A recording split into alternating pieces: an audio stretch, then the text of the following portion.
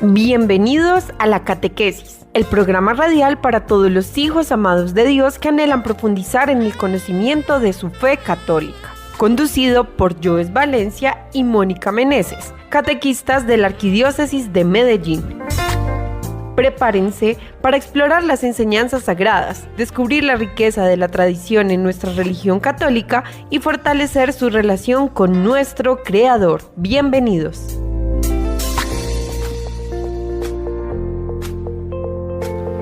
Queridos oyentes, buenas tardes, bienvenidos a su programa La Catequesis.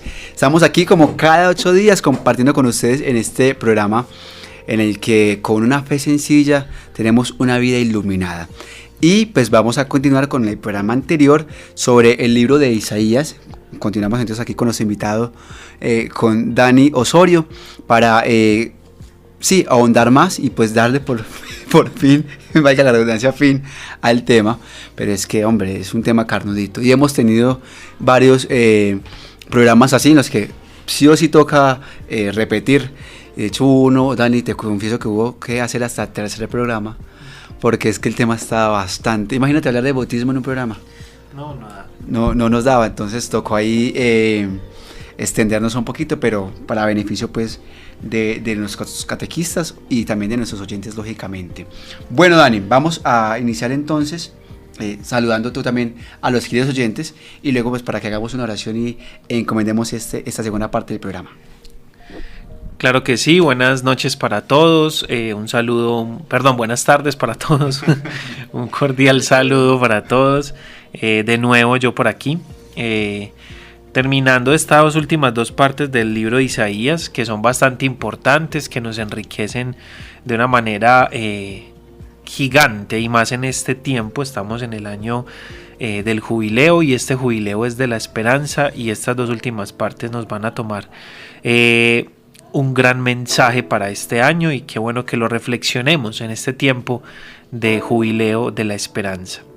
Entonces iniciemos en el nombre del Padre, del Hijo y del Espíritu Santo. Amén. Catequizando desde la oración. Les quiero invitar en esta tarde a que oremos con la palabra, precisamente con el capítulo 43 del libro de Isaías. Y ahí el Señor nos dice: ahora así dice Yahvé, el que te ha creado Jacob, el que te ha plasmado Israel. No temas, que yo te he rescatado, te llamé por tu nombre y eres mío. Si cruzas las aguas, yo estoy contigo. Si pasas por el río, no te hundirás. Si andas sobre brasas, no te quemarás. La llama no te abrazará. Porque yo soy Yahvé tu Dios, el Santo de Israel tu Salvador.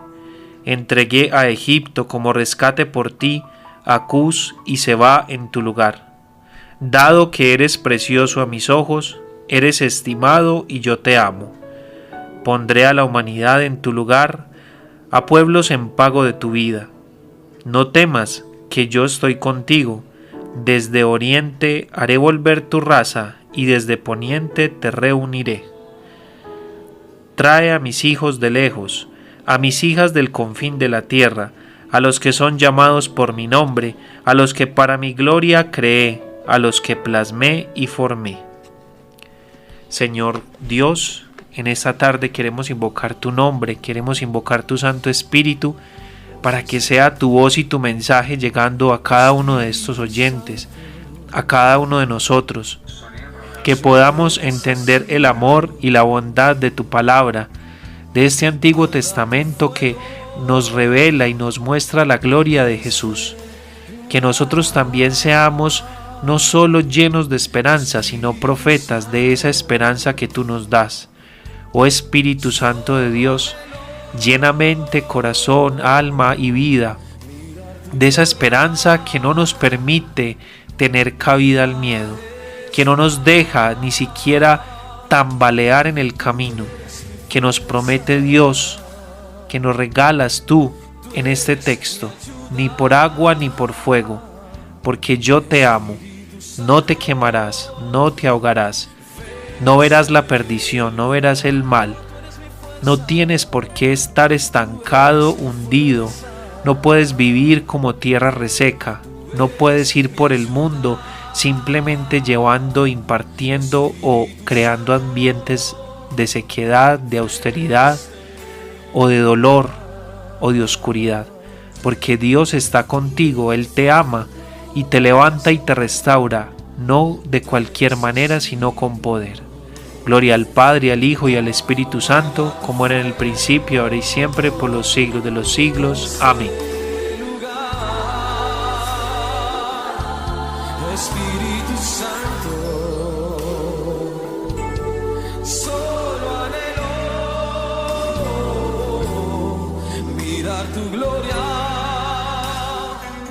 y majestad. Tú eres mi fuerza, tú eres mi fuerza, tú eres mi ayuda, Espíritu Santo.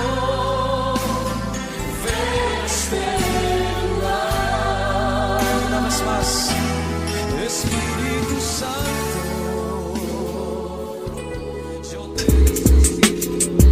¿Y para hoy? Así es, y para hoy entonces continuamos con la segunda parte de este libro de Isaías.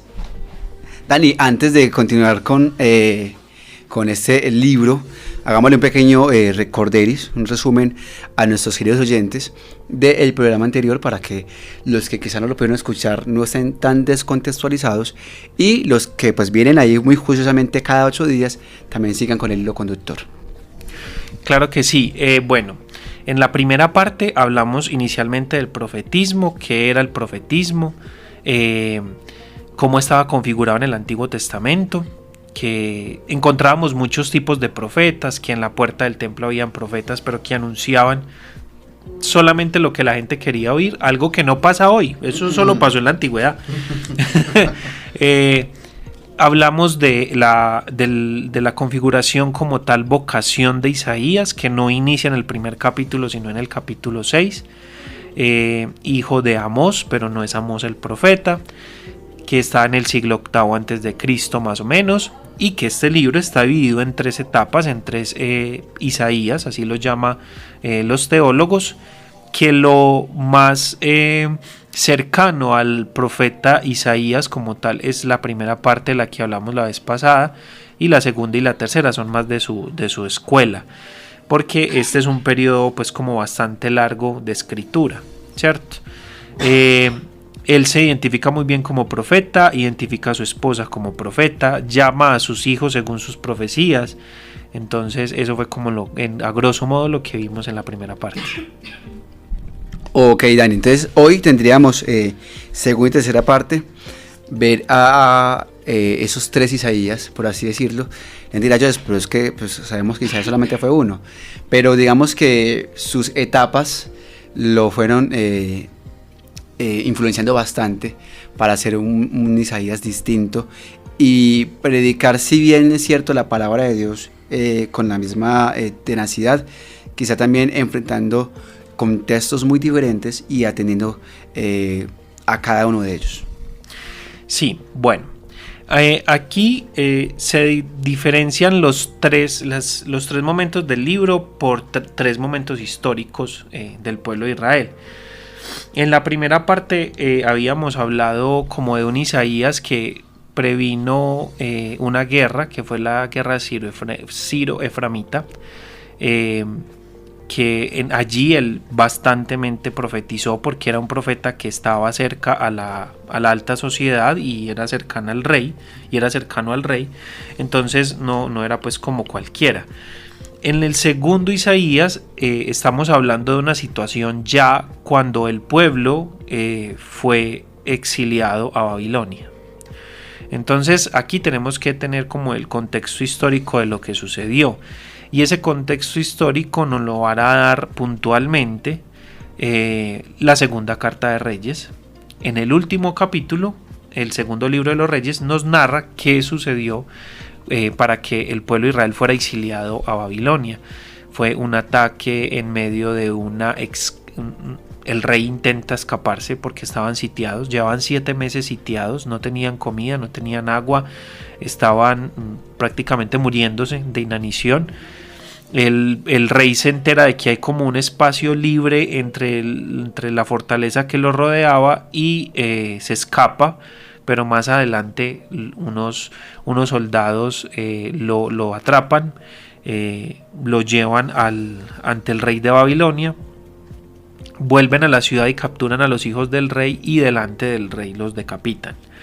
Ese es como el primer ataque, y los ataques se fueron alargando por varios tiempos, alrededor de unos 4 o 5 años.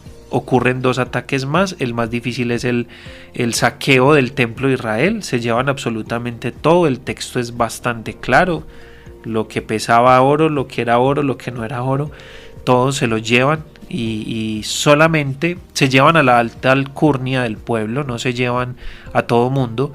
Los pobres y los campesinos son los que se quedan, pero se quedan como ovejas sin pastor, no tienen una directriz. Muchos se van del pueblo porque pues no hay una economía, no hay una sociedad constituida, entonces muchos se tienen que ir. El exilio no es solamente los que estaban encarcelados en Babilonia, sino que muchos se dispersan por otros pueblos. Por eso el profeta narra muy bien en sus visiones que los traeré de todas las naciones, ¿cierto? No solamente para traer a los que no hacen parte del pueblo de Judá, sino también a los que se fueron de su tierra porque no había nada y tuvieron que regresar desde otras partes. Y el tercer Isaías, su contexto histórico está más en cuando ya regresan. En el segundo Isaías, el gran libertador, que es considerado por el profeta como un rey inclusive elegido por Dios, que es Ciro, rey de Persia. El rey asirio es quien ataca a Babilonia y libera al pueblo de Israel y lo regresa a su tierra, lo regresa a su pueblo. Pero imagínense ustedes, después de años de no haber estado en su casa y de que nadie hubiera estado en su casa, regresar a su pueblo, y ¿qué va a encontrar? Pues un desierto, una soledad, una destrucción, ruinas, y construir sobre nada, ¿cierto? Entonces ahí entra el profeta pues como a narrar esos espacios. Hablamos entonces, Dani, de el Deutero Isaías, ese segundo, y el tercero, y el Trito, y el Trito Isaías. Esos 2 compendios particularmente dicen algunos que no fueron escritos directamente por él posiblemente, que más bien comunidades cercanas a él, personas también judías con una buena adquisición, fueron los que redactaron esa parte del libro, basados pues en todo lo que le acontecía a Isaías. Pero aún así, indiferente si lo escribe o no directamente Isaías, sí tiene como el sello y como la estampa de lo que Isaías podría haber contado en cuanto a lo que aconteció en ese periodo. Dani, conversemos un poco entonces en estos 2 contextos, con este Deutero y con este Trito, sobre lo que ahorita comentábamos al principio, del tema de la esperanza, ¿cierto? ¿Cómo entonces influencia Isaías, este segundo Isaías y este tercer Isaías, en esta propuesta que deja Francisco sobre caminar en la esperanza? Bueno, realmente es algo crucial en todo el libro. Se me olvidó tener algo presente ahorita de la división. El Deutero Isaías va del capítulo 40 al 55 y el Trito del 55 al 66. El profeta del Deutero Isaías, o la escuela profética del Deutero Isaías, tiene su mensaje muy claro en el primer versículo del capítulo 40. Y ahí él dice: consolad, consolad a mi pueblo, dice vuestro Dios. Esa es la columna vertebral de todo el libro, ¿cierto?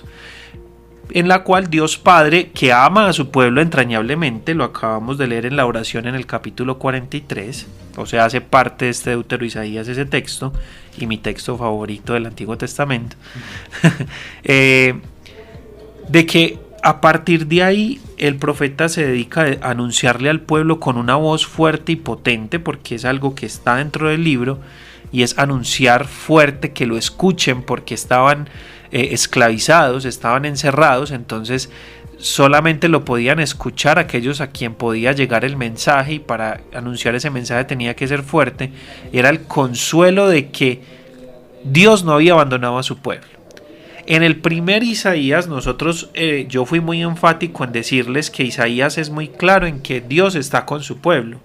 Sí. Y está tanto con su pueblo que él cree siempre que el rey que dirige al pueblo siempre va a ser un rey elegido por Dios. Según su corazón. Según su corazón. Entonces, en el segundo y en el tercero eso no está lejano de su realidad. En el segundo puntualmente, esa realidad se da porque Dios va a consolar a su pueblo, y no solamente lo va a consolar, sino que lo va a restaurar. Y ahí es donde está la esperanza. La esperanza es que no nos vamos a quedar acá. Es que vamos a regresar a nuestra tierra por medio de un rey que envía a Dios. Y ese rey es Ciro, rey de Persia, y lo anuncia durante todo el texto del Deutero Isaías. Entonces esa esperanza de que volveremos a nuestra tierra y de que volveremos a nuestra casa se mantiene fuertemente enmarcada en que Dios no ha abandonado a su pueblo y Dios no ha abandonado a su Dios. Aquí también surge una expresión muy importante, y es el tema de allanar el camino. ¿Por qué? Porque Babilonia no estaba estaba muy lejos de Judá, no era algo que estaba muy cercano, era bastante lejos. Y cruzar ese desierto con sus altibajos iba a ser bastante cansado.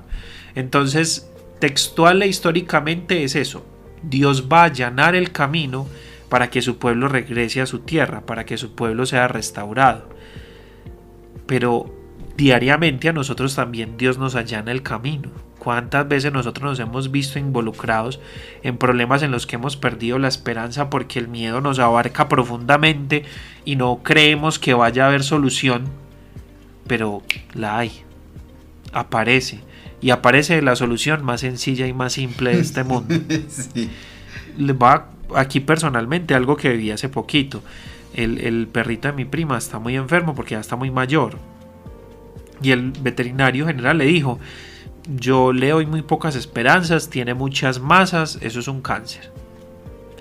Entonces ella entró en pánico, entró en dolor, y yo le dije: espérese, porque a uno le plantean el panorama más pesimista, y eso no está malo porque eso lo prepara a uno, sí. Y puede que sea verdad, pero hasta que no lo vea un oncólogo, un especialista, no vamos a saber. Puede que hasta sean masas benignas, uno que va a saber. Y efectivamente eran masas de grasa. Pero igual está muy mayorcito y bueno, es muy difícil de tratar. Pero plantearnos o tener la experiencia de vivir un panorama muy oscuro, pónganse en el lugar de esas personas, de que lo tenían todo, de que estaban en la tierra prometida, de que eran amados por Dios, de que se sentían acompañados por Dios, aún en medio de su pecado, que también lo hablamos y lo miramos, aún en medio de su desobediencia, aún en medio de sus sacrificios, que Dios decía: esto no es lo que yo quiero. Aún en medio de eso estaban en su tierra y eran amados y se sentían bien, pero lo perdieron todo y estaban atrapados y esclavizados de nuevo, porque no es la primera esclavitud. Entonces, tener la experiencia del exilio en la vida de hoy puede ser muy común, de pronto no en los mismos términos de la antigüedad, pero para nosotros el exilio puede representar una depresión, una enfermedad, una dificultad económica, una quiebra, cualquier cosa. Y este libro, principalmente Isaías del 40 al 55, nos da en todo su texto esa esperanza. Entonces, no dejar abandonar esa esperanza de que Dios está conmigo, y que no es solamente un Dios que, listo, te ama, ¿cierto? Todos los cristianos proclamamos que Dios nos ama. Ahorita en el capítulo 43 leíamos: yo voy a entregar pueblos en rescate por ti, y entregaré a Egipto como rescate por ti, a Cusia se va en tu lugar. Dios lo da todo por nosotros, y lo dio todo hasta su único hijo. Entonces no es ninguna promesa ni ninguna esperanza vacía o sola, está acompañada de un gran amor y un inmenso amor de Dios. Dani, en este Deutero Isaías encontramos también ciertos clamores, ciertos gritos, o también los llamados los cantos del siervo de Dios, ¿cierto? O los Siervo cánticos de de siervo de Yahvé, correcto. Hay 4 en particular, ¿cierto? Que pues quisiera que conversáramos un poquitico sobre ellos. El primero es: el siervo es investido para una misión pacífica de cara a toda la humanidad, que podríamos decir que es netamente en persona de Isaías, ¿cierto? Que se atreve a decir: hey, venga, o sea, mi deber es advertir, anunciar esto y lo otro, pero también vengo con un mensaje cargado de esperanza que traduce esto y lo otro, siempre y cuando procedamos de cara a Dios, no de espaldas a Él, que era lo que estaba pasando también, y porque había tanta consecuencia con el tema de las derrotas del pueblo, que de hecho no era nuevo. Es que si nos remontamos nuevamente al Deuteronomio, eso era el pan de cada día. Moisés rogaba por el pueblo volvía y metía a caminar, y Dios volvía, se enojaba con el pueblo vuelve, Moisés interesaba por nosotros. Y también le pasa a Josué lo mismo cuando pues sucede a Moisés. Pero bueno, este primer canto que lo encontramos en el capítulo 42, versículos del 1 al 4, ¿qué podríamos decir sobre él? Bueno, ahí hay que tener claro, y es todo el cántico del siervo de Yahvé es muy especial porque está haciendo una conexión muy grande con el Mesías. Sabemos que Isaías es el profeta más mesiánico que hay y el más citado por el Nuevo Testamento. Entonces lo que hacen estos 4 cánticos es como ir narrando, profetizando la vida de un Jesús Mesías que nos va a salvar, pero para la realidad de ese momento estaba representado en dos personalidades, podríamos llamarlo así, que serían Ciro, ¿cierto? Él es el Salvador, él es el Mesías elegido por Dios para liberar a Israel en ese momento histórico, pero también, eso puntualmente de ese primer cántico, pero también es la representación del pueblo, es la representación de Israel como tal, porque lo que vos decías, el pueblo fue muy atacado, pero sus ataques o sus dificultades o lo que padecían, es claro que estaban enmarcadas o eran la justificación de su pecado, ¿cierto? De hecho, el éxodo como tal, si se observa muy, muy cerca a él, el hecho de que el pueblo de Israel camine 40 años por el desierto, también tiene un significado muy, muy particular en Dios. Y es cambiar la generación. Exactamente, purificar. Restaurar la generación, porque la generación que había en Egipto estaba impregnada o plasmada por los dioses, por otros dioses, ¿cierto? Aquí también podríamos llamarlo así, porque hablamos en el primer Isaías de que Dios estaba cansado de su pueblo, del culto que le daban injustificado, porque tenían las manos manchadas de sangre, de que habían reyes que no le escuchaban a sus profetas, a pesar de que las profecías de esto se cumplían.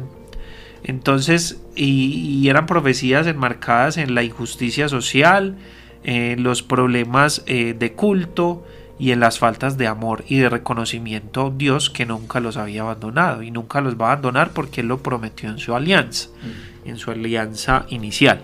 Entonces, ese es el marco. Y estos cánticos muestran eso, o sea, ustedes están padeciendo por su pecado, pero no es un padecimiento en vano, y ese padecimiento se configura con Jesús en la cruz. Entonces podríamos decirlo así, que como se dice el dicho, todos los caminos llevan a Roma. En los católicos todos los caminos nos llevan a Jesús. Bueno, pero allá que hay Vaticano, alguna cosa. Sí. Papa León, ahí vamos, ya no. Bueno, segundo, en este caso, el siervo, mediante la palabra, expresa su protección, o que su protección viene directamente de Dios, y que lo que habla no lo hace a título propio, sino que insiste en que pues es palabra de Dios, porque igual el pueblo también pudo haberse sentido atacado, excluido o en su defecto menospreciado, no solamente por la posición socioeconómica de Isaías, sino también porque el mensaje era crudo y directo. Sí, completamente. Y tenía que ser así. Todos nosotros hemos sido criados con la expresión de que al quien más se ama, más se le exige. Y el pueblo de Dios era el pueblo predilecto de Dios, por eso Dios les exigía tanto y Dios quería tanto de ellos, porque les estaba dando todo, y eso refleja ese segundo canto. Entonces, abrir los ojos a la bondad de Dios, que a pesar de tantos pecados que nosotros cometemos, siéndole infiel a Él, Dios sigue ahí con nosotros, nos acompaña, nos libera y nos restaura. Pero en el contexto en el que estamos hablando no es fácil. ¿Cómo llevar esperanza a las personas que están en la cárcel? ¿Tú cómo llevas esperanza a una persona que está en la cárcel, con la que te sientas a hablar y te dice es que yo tengo cadena perpetua? Ya no me importa nada. No me importa nada. Entonces en la cárcel mata y sigue delinquiendo y sigue haciendo y deshaciendo porque ya no le importa nada. ¿Cómo le vas a llevar esperanza a esa persona? ¿Cómo le vas a llevar esperanza a las personas que han violado, que han asesinado niños? ¿Cómo le vas a llevar esperanza al político corrupto que está en la cárcel? Inclusive, con dolor hay que decirlo, pero aceptarlo. ¿Cómo le vas a llevar esperanza a un sacerdote que está en la cárcel, no solo por pederastia, por cualquier otro hecho? ¿Cómo le vas a llevar esperanza a esos necesitados, que están tan necesitados, porque es que ni siquiera ven la luz del sol? Entonces a eso nos invita este libro y este canto. A pesar de su crudeza, claro que sí. A ese canto lo encontramos en Isaías 49 del 1 al 6, que ese no mencioné la cita. El tercer canto lo encontramos en Isaías 50, versículos del 4 al 9. Isaías 50, del 4 al 9. Voy a repetir los que llevamos. El primero en Isaías 42, del 1 al 4. El segundo en Isaías 49, del 1 al 6. Y seguimos con el tercero, Isaías 50, del 4 al 9. Este canto, pues dicen que es como más similar a las confesiones de Jeremías, a ese dolor, a ese sufrimiento. El pueblo, de cierto modo, a pesar de que está consciente de que pues, su pecado es el que traduce esa, entre comillas, maldición o ese castigo, le reprocha a Dios por permitirle sufrir tanto también, Dani. Sí, el pueblo siempre lo ha hecho y nosotros siempre lo hacemos. O sea, ¿ya son de qué? Seamos realistas. Eso da mucha impotencia. De que estás pasando por una dificultad tan grande, igual le reclamas a Dios. ¿Por qué? Pero analiza tu vida de pecado a ver cómo está. Y ahí vas a encontrar respuestas. Entonces, sí, obviamente esa es la respuesta del pueblo. El pueblo es soberbio, el pueblo es difícil. Por eso yo diría que aquí tampoco está de lejos. Y no es casualidad que los que estén en el exilio sean los de la alta sociedad. Porque Isaías, en el primer Isaías, ataca mucho el tema de la indiferencia social, sobre todo en la repartición del alimento.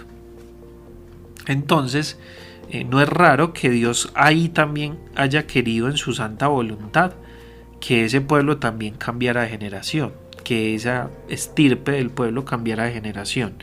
Entonces, para poder llevar como un cambio de una nueva vida al pueblo de Israel, más centrada en el mensaje y en la voluntad de Dios Padre. Aquí es muy bonito, el tercer canto es muy bello, sobre todo por esta parte de esperanza. Y es quien ande a oscuras sin claridad, estoy en el versículo 10 del capítulo 50, quien ande a oscuras sin claridad, que confíe en el nombre de Yahvé y se apoye en su Dios. Entonces, somos claros y siempre nos han dicho, el pecado nos ciega, el pecado nos cierra, el pecado nos aleja de Dios. ¿Y a dónde vamos cuando estamos en esa situación? Estamos a oscuras, no sabemos qué hacer, no sabemos hacia dónde mirar. Que confíe en el nombre de Yahvé.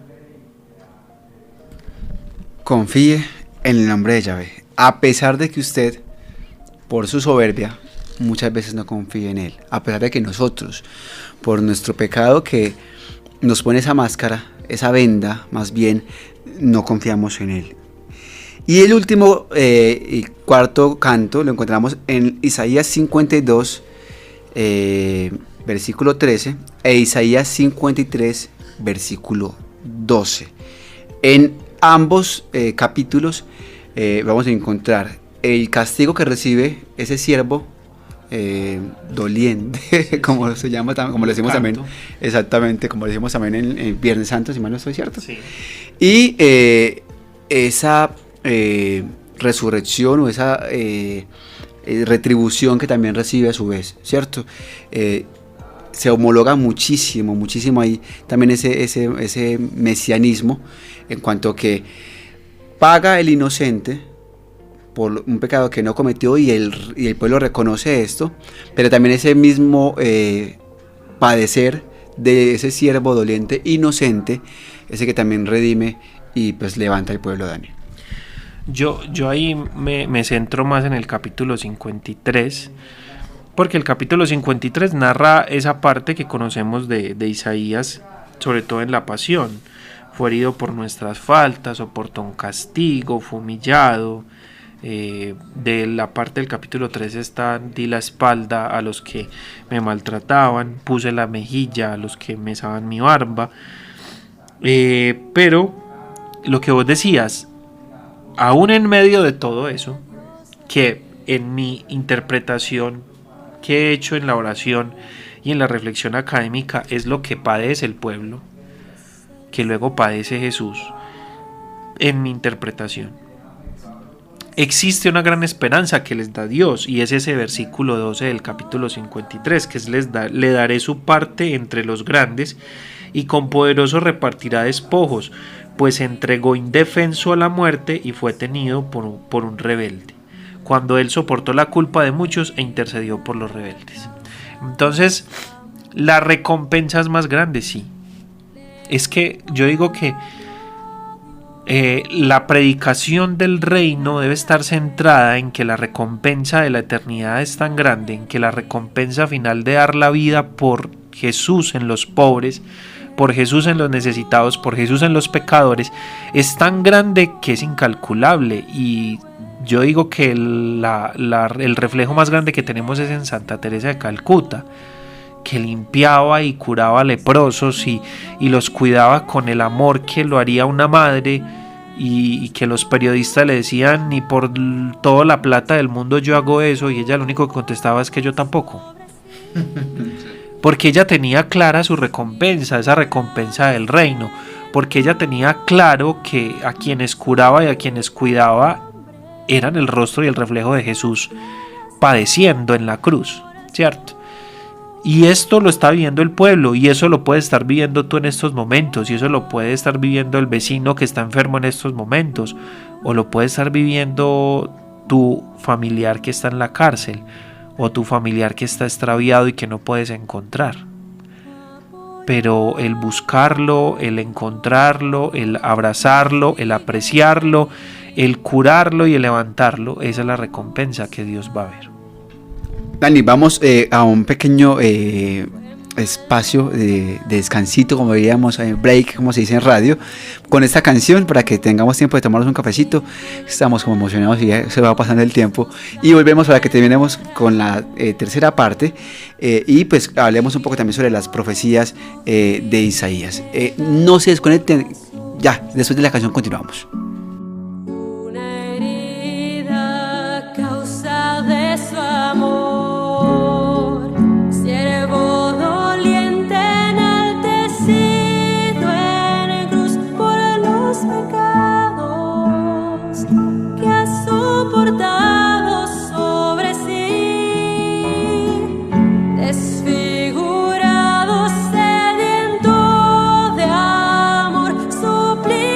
Hombre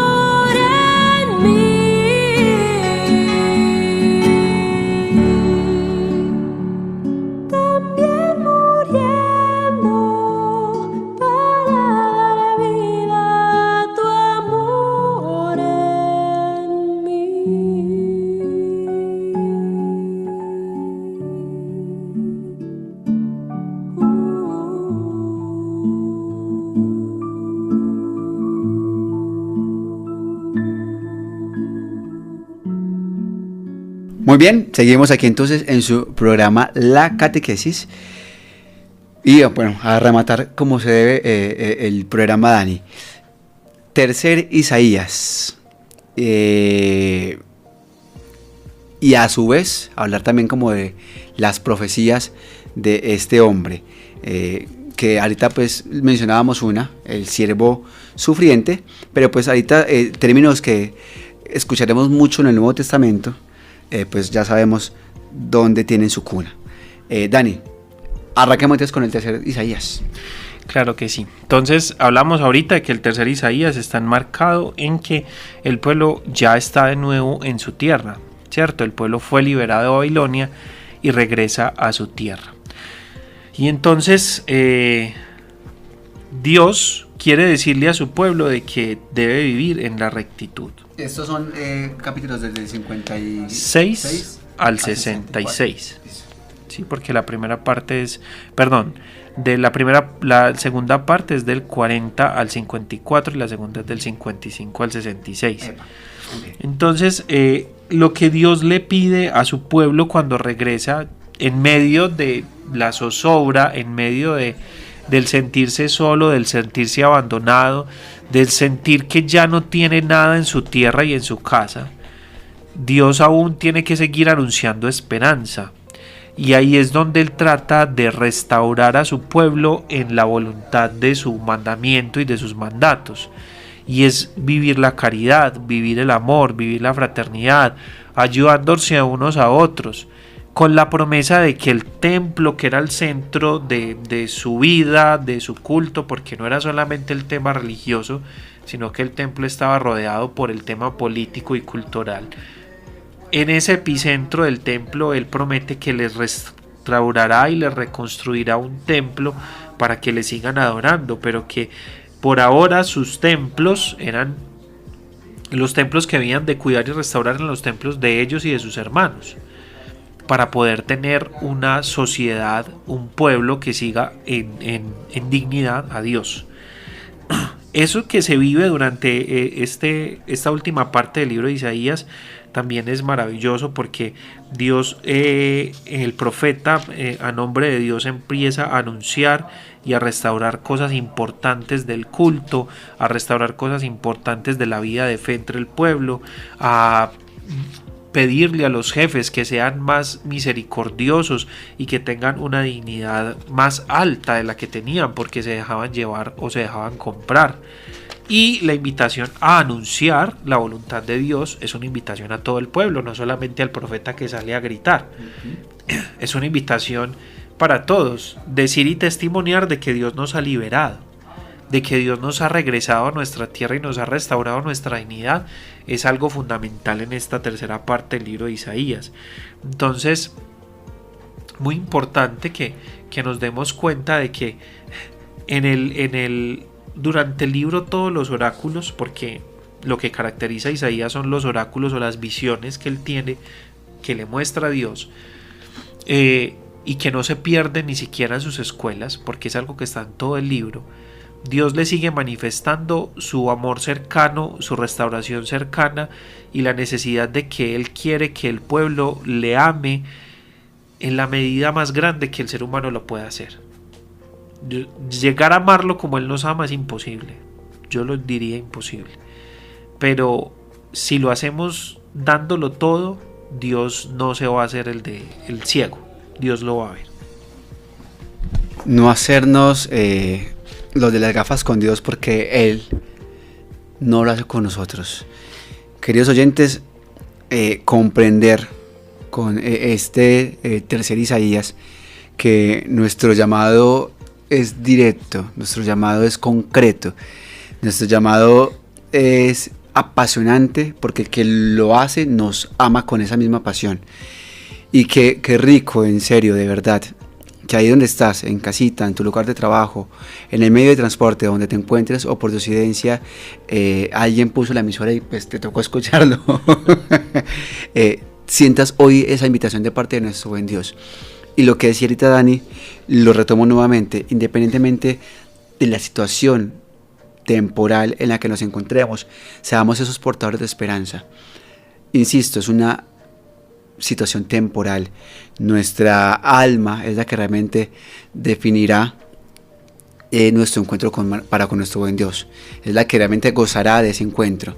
Este cuerpo, pues cualquier momento lo entierran, algunos los creman, en fin, pero hasta ahí llegó el cuerpo.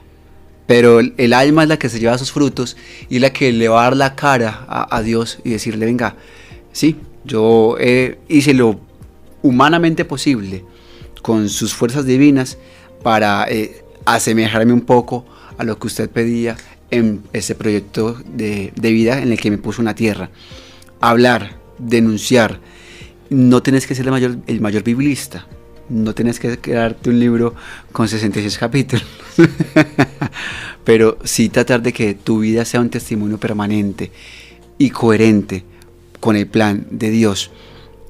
Yo creo que lo conversaba con vos, Dani, estos micrófonos, qué día, y con otro invitado también, que me sorprendía un poco la forma en la que como católicos defendíamos muy agresivamente nuestro equipo de fútbol o nuestra posición política, pero se nos olvidaba nuestra posición cristiana. Y ojalá, insisto, queridos oyentes, entendamos cuál es nuestra verdadera y real misión en este mundo. No defender banalidades humanas, sino más bien anunciar la esperanza que Cristo nos deja. Dani, rápidamente, escuchamos en Isaías la verdadera deidad de Cristo. Él menciona ahí, hace Emmanuel, hace Dios con nosotros. Escuchamos también el reinado justo del Mesías en Isaías 11. Dice que pues del linaje de David, particularmente pues con el hijo de Jesé, en este caso, ¿cierto? El retoño de don Jesé, con el tocayo, pues nacerá un rey verdaderamente justo y según el corazón de Dios. Con Ciro tuvimos un reflejo de ello, pero David fue, por así decirlo, la gran muestra. Y aunque sabemos que el texto también se refería particularmente a David, pues de ese mismo linaje que es Jesús, pues obviamente es como el culmen o la verdadera intención. También hablábamos un poco sobre el pago que tendrán los malvados o que morirán por su boca, por lo que dicen, en contra de los que van en pos de Dios. Y también hablamos un poco sobre la dignificación que se le da a Belén, pues porque en la época, sobre todo de Jesús, era un pueblo bastante menospreciado, y más aún Nazaret, que es de donde pues viene la Virgen María, y pues que ciertas naciones que no tenían, como por así decirlo, el título de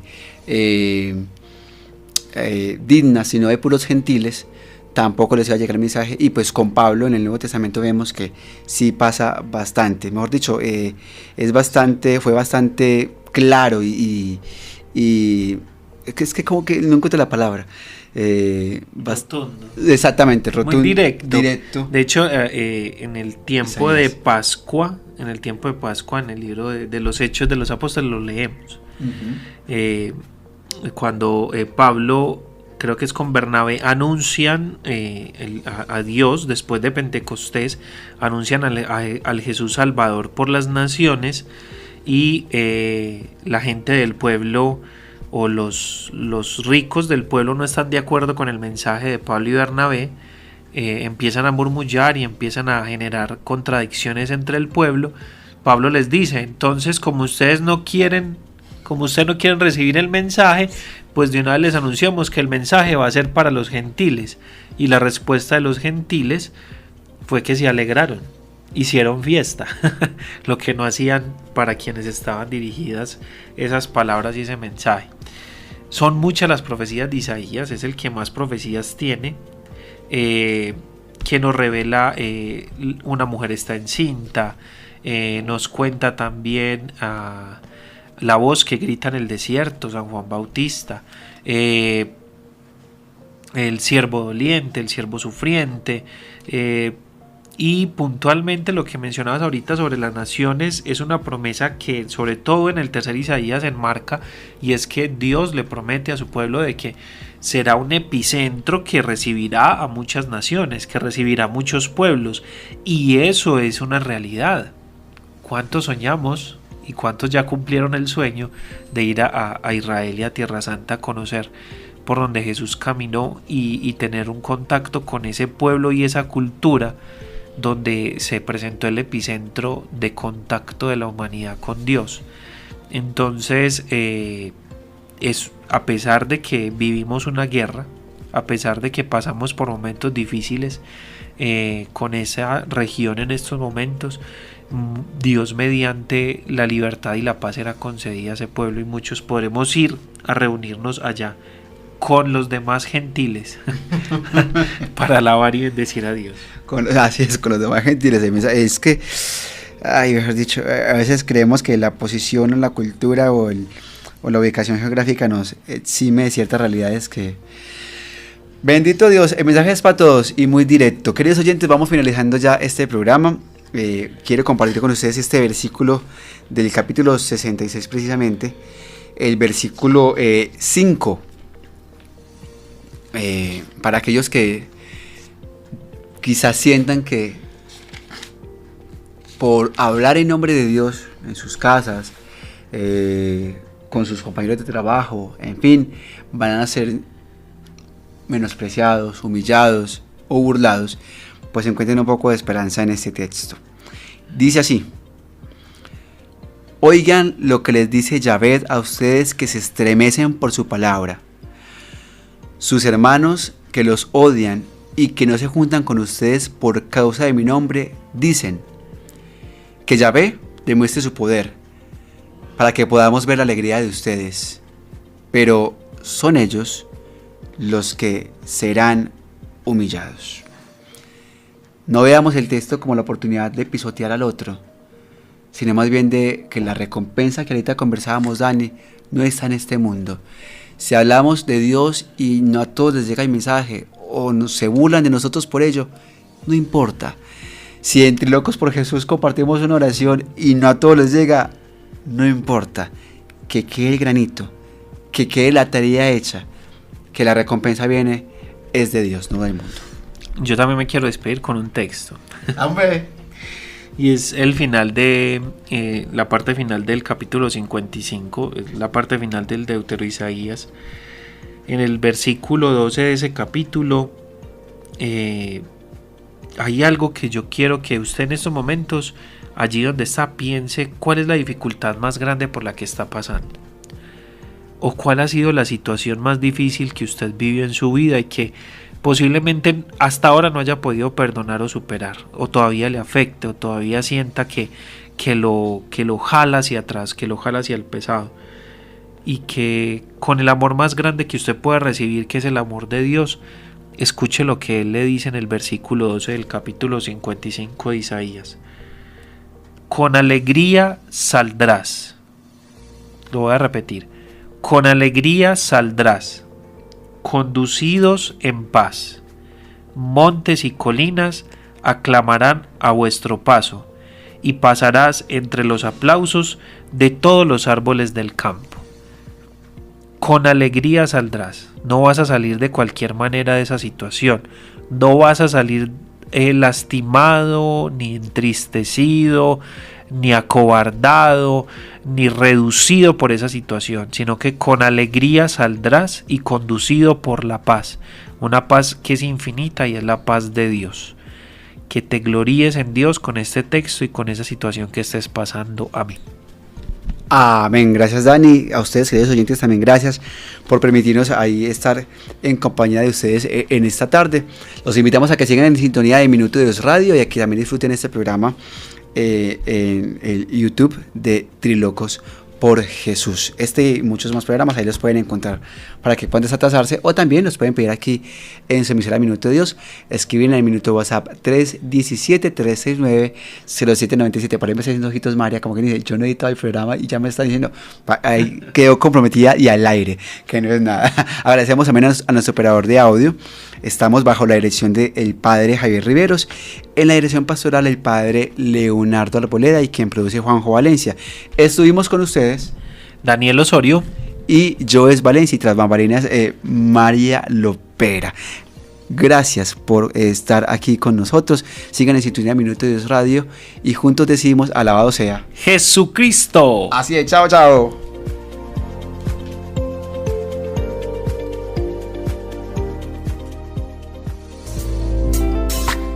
La Catequesis, el programa radial para todos los hijos amados de Dios que anhelan profundizar en el conocimiento de su fe católica. Conducido por Joes Valencia